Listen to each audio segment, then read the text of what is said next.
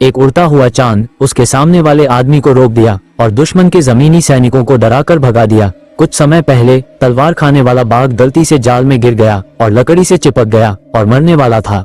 एक आदमी ने उसे पाया।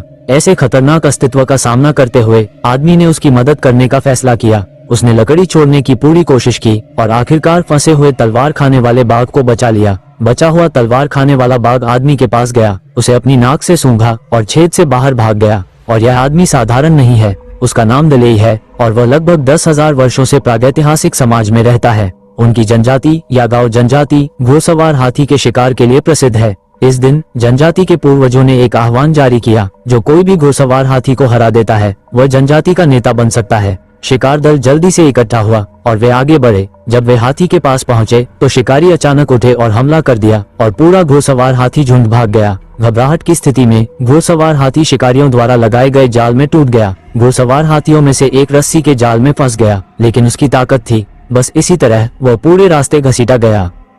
घसीटते हुए पहाड़ तक ले जाया गया और अंत में जाल चट्टान से टकराकर टूट गया। शिकारियों को देखते हुए केवल दलेई बचा था। क्रोधित घुड़सवार हाथी ने तुरंत जवाबी हमला किया। घुड़सवार हाथी ने लंबे बाल बाहर फेंके। हालांकि यह हाथी को लगा, लेकिन यह उसके फर पर भी नहीं गिरा।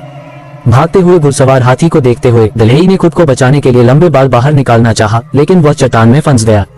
लेकिन अजीब बात यह है कि घुड़सवार हाथी ने लंबे बालों की बंदूक को मारा और जमीन पर गिर गया।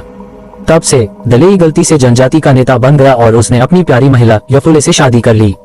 लेकिन कुछ ही समय बाद लुटेरों के एक समूह ने जनजाति पर हमला कर दिया।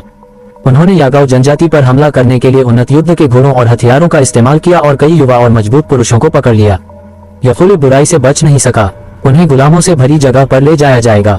यहाँ उन जनजातियों के सभी पुरुष हैं जिन्हें पिरामिड बनाने के लिए पकड़ा गया था।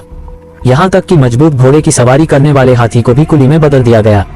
पिरामिड के संस्थापक को भगवान कहा जाता था और जनजाति में उसकी सबसे अधिक शक्ति थी।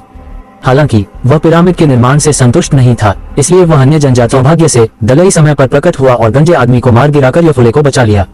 लेकिन बचाव की प्रक्रिया में डाकू के बॉस को दलेई की हरकत का पता चल गया। उसने तुरंत हमला कर दिया। दलेई अपनी जान बचाकर भाग सकता था, लेकिन अचानक एक बहुत बड़ा जंगली मुर्गा झाड़ी से बाहर निकल आया। हर कोई परेशान था। अंत में दलेई ने बड़े जंगली मुर्गे की गुत्थी सुलझाई, लेकिन जब वह वापस आया तो उसने पाया कि यफुले को फिर से लुटेरों ने पकड़ लिया था। यहाँ तक कि उसके साथ आए कुछ लोग भी पकड़े गए। इस बार उसके साथ आई महिला फिर से हार गई। फिर दलेई ने घायल लोगों को घसीटते हुए अपनी यात्रा जारी रखी। रात में दलेई कुछ खाना खोजने जा रहा था, लेकिन वह गलती से एक जाल में फंस गया और बेहोश हो गया। जब वह उठा तो उसने देखा कि उसके बगल में एक तलवार खाने वाला बाघ लकड़ी से पकड़ा जा रहा है। अंत में उसने तलवार खाने वाले बाघ को गोली मार दी और जाल से बच निकला।